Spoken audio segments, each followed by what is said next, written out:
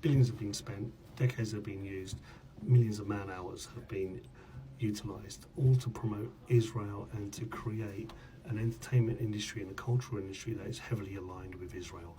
And it's all starting to unravel. Look, we've got 3,000 stars, cultural celebrities, all signing petitions and boycotts Israel. And now what we've got, and this is the first time I've seen it, but maybe there's others, this is where we've seen an alpha star, someone in her prime, remove a pro-Israeli Zionist from her management team. David Levy was one of the people that was trying to isolate and eliminate the careers of, and destroy the careers of Nikep and Bob Vinland.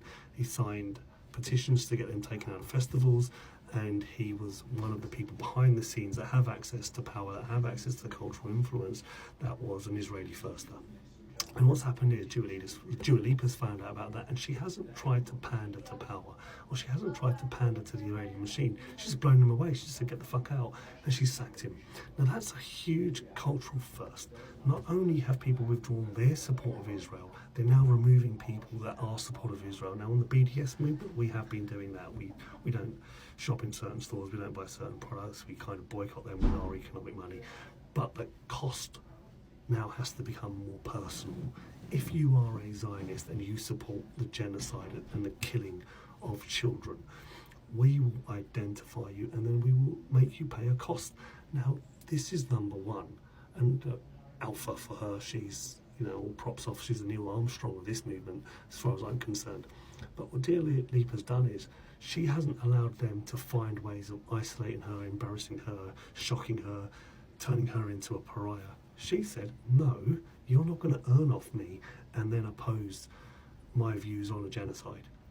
And we need to be doing that much more often. We need to be asking the celebrities that we support, particularly the celebrities we support, why aren't they doing enough? There's not enough good reason. If they're taking our money, then they don't need to give that money to Israel.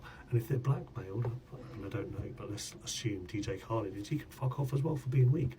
No amount of blackmail can support silence while he's stuffing his fat face. But this beautiful young lady has turned up, stood up, and taken the cost, but also given it back. And that's the big cultural shift. Normally we're at the receiving end of the doxing, of the career-ending moves. And now, with her leadership, at least in this part, we can now see, no, we can take that war to them. If the Israelis and the Zionists are identified and they're openly supporting that evil regime committing its genocide, well then let's start extracting the price.